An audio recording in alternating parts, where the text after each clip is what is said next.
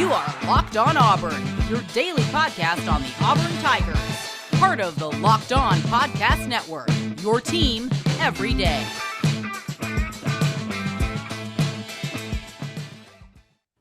Yes, welcome on into Locked On Auburn, your daily Auburn Tigers podcast. I'm your host, Zac Blackerby. And joining me today, because it is a War Rapport Wednesday, Mike G, C-Dub with the War Rapport. Gentlemen, how we doing? Amazing. It's game week. Doing great, man. It is game week. It is game week. Now, you notice I am repping the Cam jersey because I got to wear it one more time. Rough morning Tuesday morning, but we're going to get through it. We'll get through it together. Indeed.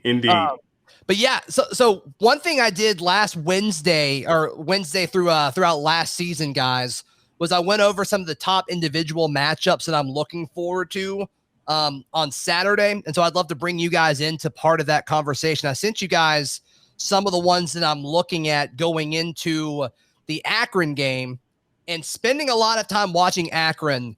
What a boring football team. And no disrespect to them or anything, but like, they're not good at a lot of different things, and they've got a lot of like new mindset coming in. So I don't think it's the current regime's fault by any stretch of the imagination. I think it's just kind of the nature of all of it. But yeah, I'd love to go through this. I think, we'll start with their quarterback, right? Cato Nelson, awesome name, but I've got him kind of slated against Smoke Monday, just kind of quarterback versus a safety. So Cato Nelson versus Smoke Monday is that first individual matchup to look at.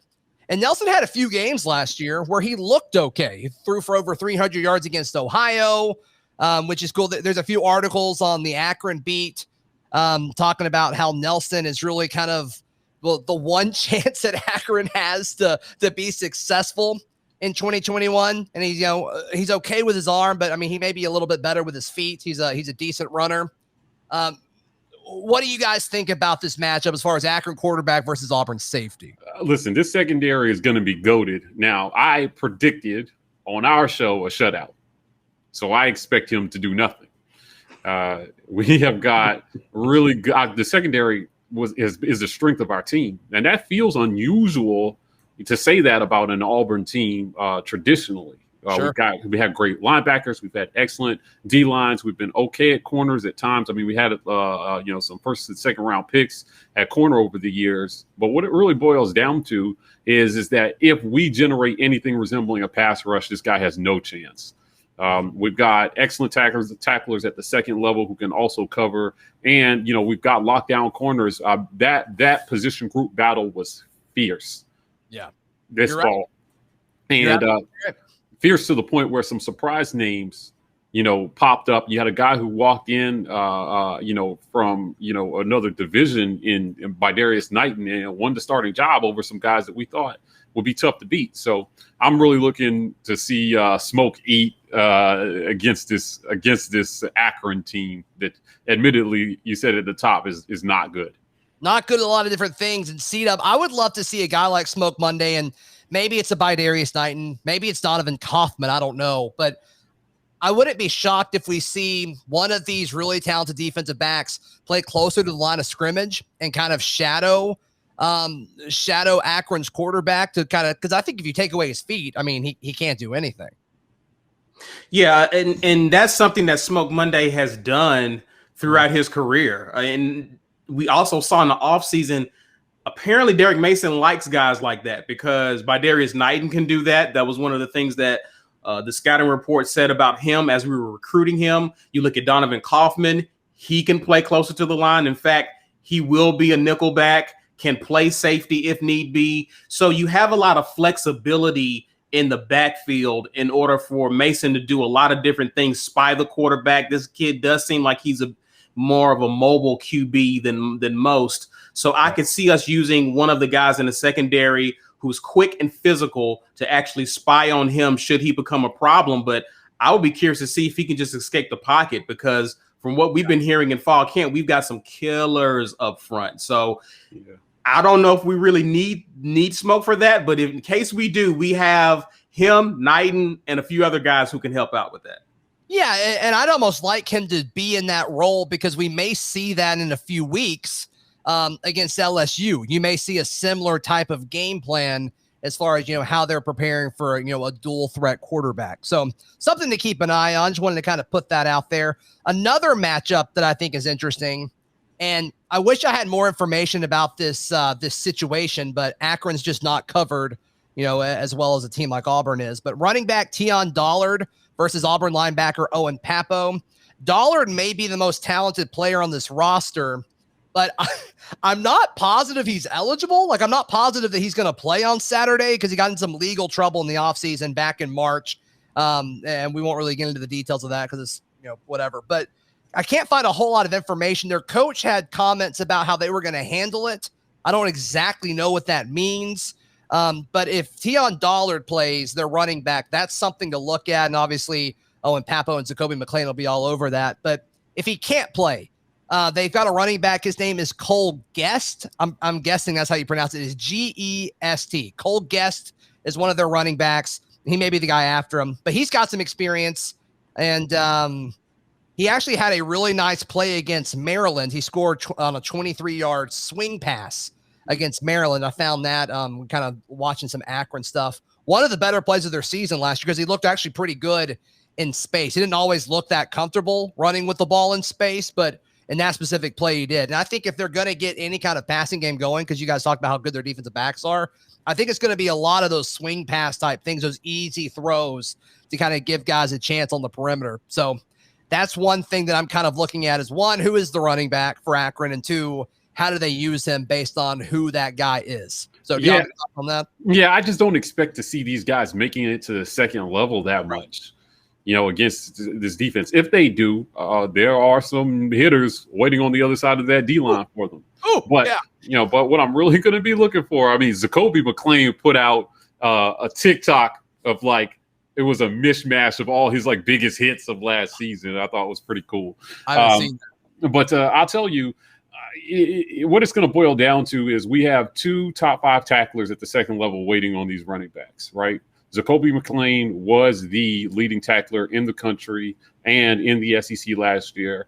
And, Owen Papo was a top 15 tackler, 5th in the SEC, right?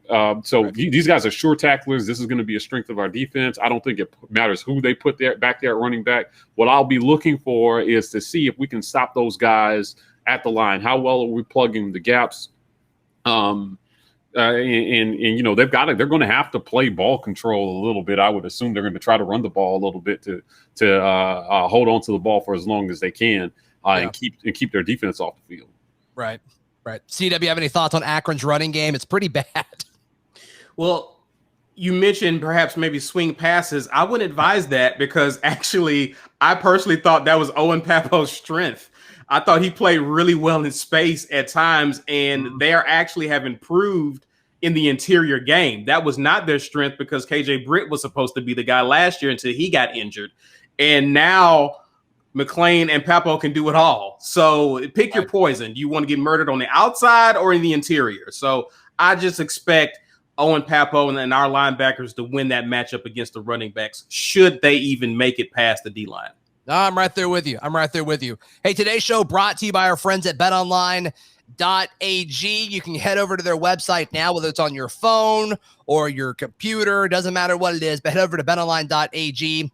And if you agree with what we're saying, according to betonline.ag right now, Auburn is a 37-point favorite. I personally think they're going to beat them by more than 37. So if you want to take that advice, feel free, but you can do whatever you want. Head to the website or use your mobile device now to sign up, and you can get a 100% welcome bonus. All you have to do is use promo code LOCKEDON. BetOnline, your online sportsbook experts. Moving on this War Rapport Wednesday. Well, before we move on, what can folks see and what all the content you guys have going on at the War Rapport? Kind of give us some info there. Oh, man, listen, the season is about to start. We have a ton of content coming you guys this way. So on game day, we will be live pregame, halftime, and postgame.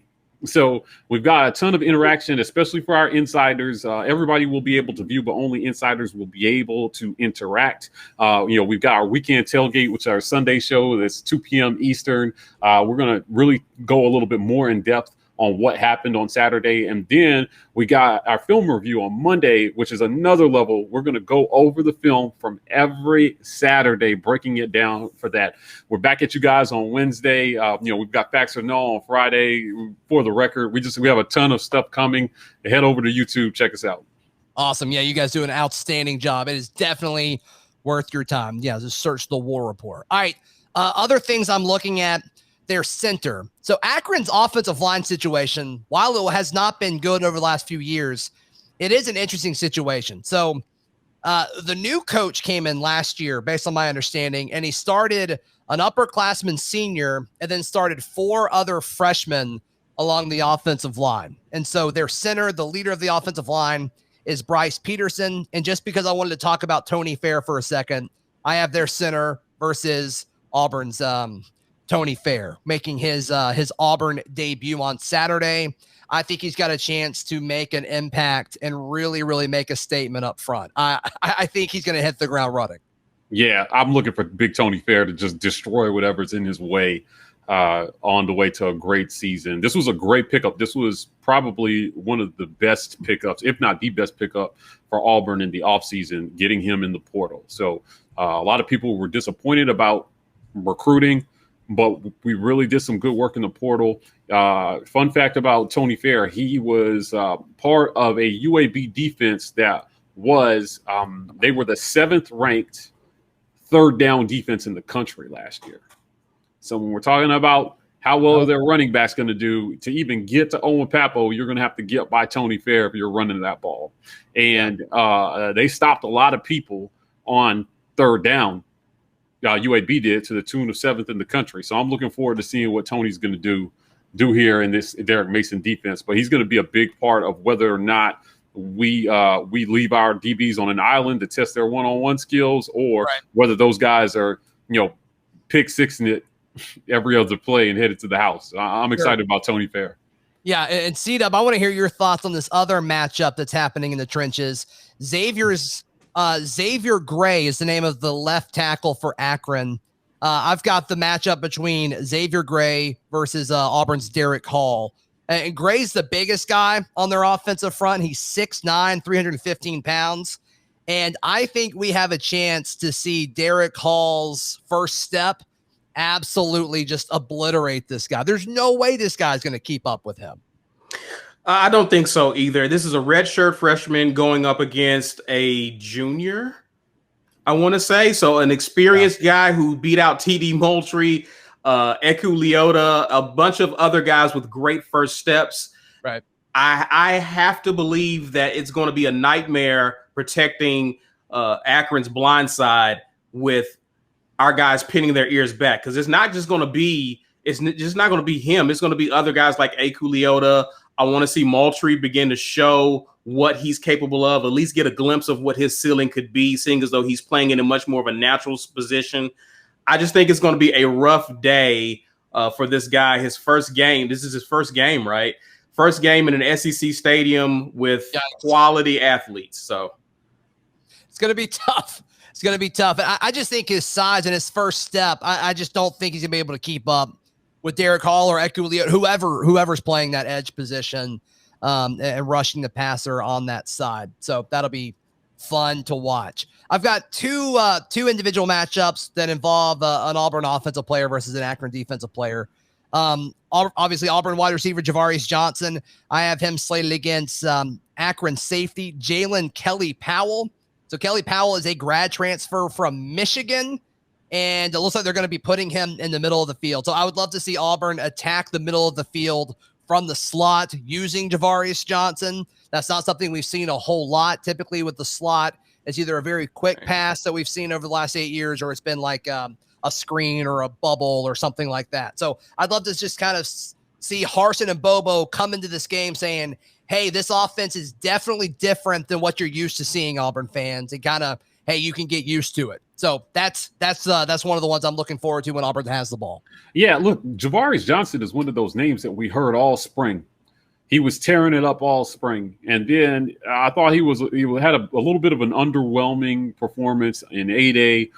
It was quiet. We heard about a lot of other guys, and then fall camp gets here, and I'm not sure what to make of it. It seemed like the wide receiver battle was wide open. You know, everybody was taking snaps with the ones. Malcolm Johnson, you know, we saw everybody in there. We saw a lot of different wide receiver quarterback combinations in fall camp. I think trying to find it, and lo and behold, what seemed to be true at the start of spring camp holds true at the end of fall camp, because here he is in the starting spot at wide receiver. Now, I still think this is going to be a little bit of a carousel in terms of who holds on to starting jobs here. I mean, it looks like they're starting Shedrick Jackson.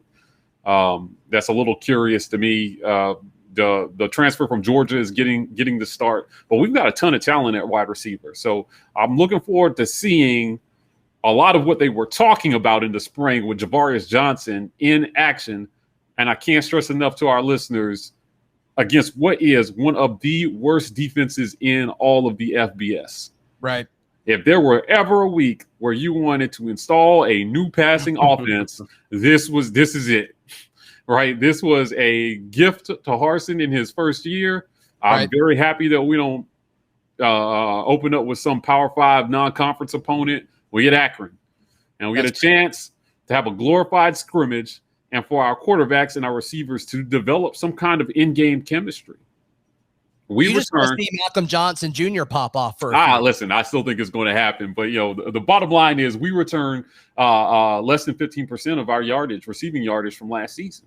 Right. So for working this out in game one and starting to find their rhythm, flow, and develop some chemistry between quarterback and receiver is going to be really important.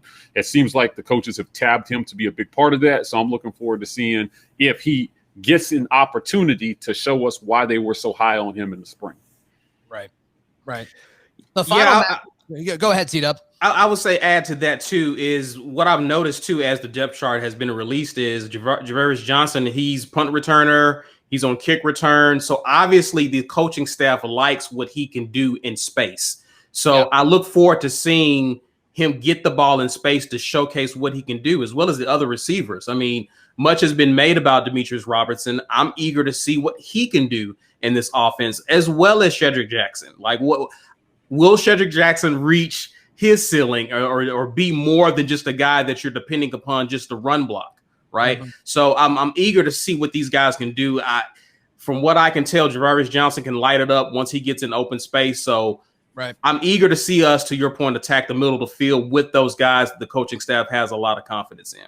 Right. Absolutely. Today's show brought to you by Built Bar, the best tasting protein bar ever. They've got a ton of different flavors, all of them very high in protein, very low in calories, but all of them delicious. Absolutely delicious. You should check it out today. Go to built.com and use promo code LOCKED15 to get 15% off your order. That's at built.com. Use promo code LOCKED15. Guys, I got one more matchup, then I just kind of want to get your general thoughts on the depth chart. But outside linebacker for Akron, his name is Michael Scott. I guess he's got done selling paper for Dunder Mifflin and decided to enroll at Akron to play football. Terrible joke. I'm so sorry. But I have him against the tackle. So against Troxel and Broham. Looks like he played some defensive end last year, so they scooted him out a little bit. Weighs 242, so makes a little sense. But I think Auburn's running backs are definitely going to outrun him to the edge. But played in all 12 games in 19. He forced 2 fumbles and registered some hurries as a pass rusher. But he's a former JUCO guy, a Florida native. So, C-Dub, what do you think about Auburn's offensive line going up against these guys? I don't think they should have any problem unless they just flat out, miss assignments, which may happen just because they haven't been together a whole lot. Listen, Akron finished 120th against the run defense last year. And by all accounts, they've replaced that line, it appears, with 2 freshmen and a sophomore. And it looks like they're running like a 3-4 type of defense. Yeah. I don't like their chances. You mentioned a linebacker. Auburn's going to be using multiple tight ends. Auburn's going to have bodies up front. It's just going to be a long day for an Akron defense that's struggled last year and is looking to struggle this year, especially starting game 1. I think you're right. So not a whole lot of hope for Akron. I tried to find a matchup that would be important for this, but there's really not any. It's Auburn players versus can they stay healthy? Like, that's what it comes down to. Yeah, it's really Auburn's offensive line versus do they know their assignment, right? Yeah. So physically, Akron's not going to beat us. What's going to beat us are communication busts, assignment busts. And so what we should be focused on week one is, do guys look like they know where they're supposed to be, who they're supposed to block? Are they communicating? Is that line chemistry? We had former Auburn offensive lineman King Dunlap on, and he talked a lot about even the line, knowing how the lineman next to you steps. His first step, does he step in the right direction? Where does he normally step? Like, there are all these little things in terms of chemistry that I'm going to be looking to see. If these guys are tripping over each other's feet, and, there were whole plays last year, Zach, where Nick Brahms hiked the ball and didn't touch a single soul for like 30 seconds. It just can't happen. So I'll be looking forward to just seeing if do guys understand what the coaching staff has asked them to do, and how well did all these reps in the spring, in the summer, and in fall camp, how well did they take? Is the muscle memory there? Are they communicating? Are they able to change protections, slide the right direction, and protect our quarterback's blind side? So I'm glad you bring up Brahms. And we've talked about this a little bit before on a War Rapport Wednesday, may have been last week. But Cole Kublik put out his top 5 centers in the SEC going into the 2021 season. And the number 1 center on his list was Auburn's own Nick Brahms. And I think we talked about this last week with the coaches SEC, like the first and second, third team, and like Nick Brahms was on there. And it's just like, what are we missing, man? Like, I'm just not seeing it. But hey, maybe he'll have a great season this year. And all of these predictions and all these preseason teams, like, he's worthy of it when it's all said and done. I hope that's the case. I'm a little shocked with how much criticism Auburn's offensive line got, throughout the conference last year, how much love Nick Brahms is getting. Maybe it is actually a new year at Auburn. Just maybe. I'm a pump a little sunshine and just hope that change has come to Auburn, because one of the things that I was expected to see in this fall was some competition at the center position. And Brahms has been kind of a fixture on that offensive line with all of the movement. Right. So you factor that in with some of the preseason love he's been getting, and maybe he's not the same Nick Brahms. We will know this month, though, starting with this upcoming Saturday, if that is the case. But I just have to hope against hope that Nick Brahms isn't the same guy we watched in last year, missing assignments, looking lost. I have to hope that guy is no longer along Auburn's O-line. Right. Yeah. The game's going to be up here for him, Zach. That's it. That's what it boils down to. I think that the strength and conditioning offseason program was phenomenal. And the players all said as much. They raved about the new approach to conditioning that Pittman brought in. Mm-hmm. So if they got their weight up, so to speak, and they are ready to just get in there and knock some heads, I have to believe this is really just going to be about how well do they understand what they're supposed to be doing. And that's hashtag, right? Get your weight up. That's hashtag get your weight up. That's right? Indeed. Yeah, it doesn't always mean gain weight, but the point is you get strong, right? And you take over. Right. This is alpha male time, right? Where these guys just got to step in and you got to beat the guy in front of you. Yeah. Period. See a guy, beat a guy. That's what it boils down to. Knock that guy off the block.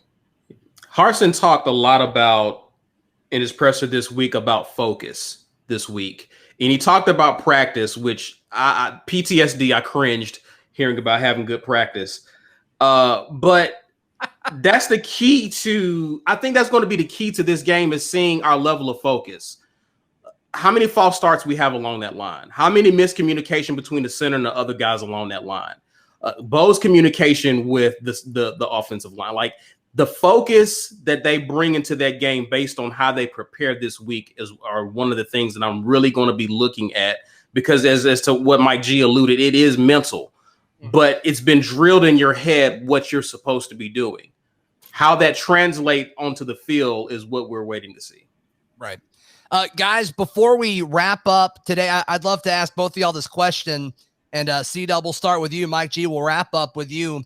But if you had to pick one kind of takeaway from the depth chart that was announced earlier this week, what did you look at and what did you walk away with? Or what was one thing on there that kind of surprised you, C-Dub? The one thing that surprised me was actually Shedrick. It was Shedrick Jackson winning that starting job. On offense and on the defensive side, Donovan Kaufman. He surprised me beating out Tennyson for that slot corner job. And it showed to me, the takeaway I take from the depth chart is Harsin delivered on his promise. He promised competition at every level. And we got that competition because we do see new faces in new positions or people that we didn't expect to see. They had a chance to prove it and earn it on the field. Now, whether or not they keep those jobs, it remains to be seen. But based on what they've done in the offseason with the strength and conditioning program, spring practice, summer workouts, and into the fall, the guys who are in there, I have to believe, have been the ones who've done what the coaches have asked them to do and have earned that right. Mm-hmm. Right. Yeah. For me, I have a kind of a weird one. For me, it's where's Canyon? What happened? Yeah. This guy, again, to Caesar's point about we got promised competition, and by all indications are that it happened because Canyon somehow just fell down the list. The first depth chart that I looked at didn't even have his name listed. I was just like, is he still on the team? It sounds like he is, but a lot of good competition happened. And, I'm a little surprised by Shedrick Jackson, honestly, given his drop history, but maybe he showed the coaches something. So, if you're going to figure out whether he's a guy or not, week one is the time to do it. If you're not going to stick with him, I'm a little worried that it's taking reps away from somebody who might actually finish the season in that slot. And then defensively, it's by Darius Knight. I think it says a lot for a guy to walk in a heralded, like I thought the corner room, the defensive back room was the strength of our football team. And these coaches went out in the offseason and made it even better. So for a guy like Derrick Mason, who is a defensive back guy, he's coached that position before, for him to walk in and win the job, I think it says how much they really think of his ability. Yeah. And I'm looking forward to seeing what he can do. I think it's going to be exciting defensively this year. I think he's going to be a freak. I think by Darius Knight, Marcus Harris, and Tony Fair are going to be staples of this defense. And it's going to be like, wow, the transfer portal did us good. Yeah. And I'm excited about that because it shows that these guys know how to evaluate talent. Right. Mm-hmm. Because they hit on pretty much everyone that they went after in the portal. And so, to Mike G's point, when you talk about surprise, I am surprised that Dre Miller is as low as he is. Yeah. But eager to see how that pans out I believe he will get some opportunities to show what he can do and that he'll make the most of those opportunities. Right. Hey, Zach, listen, shutout. You're all in? All in, shutout. Akron doesn't score a point Saturday. Okay. Yeah. Hey, I hope you're right. Man, would that get folks excited if there was like a 53-0 kind of thing? Yeah, I don't know. When's the last time we've done that? We haven't done that in a minute, have we? Yeah, it's been a while. It's been a while. I had a wild field goal or something that we give up. Yeah. I had a wild moment on a segment where I predicted like 5 shutouts or something crazy like that. But at the end of the day, this defense has a chance to really do something special. All the guys we just talked about are going to be a part of it if they do. And it's going to be something exciting to watch. If they get some help from their brethren on the other side of the ball, watch out. Yeah, we'll see. Gentlemen, how can people find you and what all content can they get when they check out the War Rapport? Listen, we are on all the socials. So, of course, you can check us out on YouTube. That's our bread and butter. But, we're also the War Rapport on Facebook, Twitter, Instagram. We've got the TikTok popping, so you can go over to TW Rapport on TikTok and find us over there. We're going to be active. You engage with us on Twitter. Engagement with fans is a big deal for our platform. So, if you want to get involved in the conversation, you can find us on any one of those platforms, and we'll chop it up with you. Or if you need something to listen to in the car, you can find us on the podcast wherever they're streamed as well. Absolutely. Absolutely. Mike G, C-Dub, thank you so much for your time. For folks listening or watching, you can check out all my stuff on socials at Z Blackerby. The show is on Twitter at Locked On Auburn, on Instagram at Auburn Podcast. We'll be back tomorrow right here on Locked On Auburn.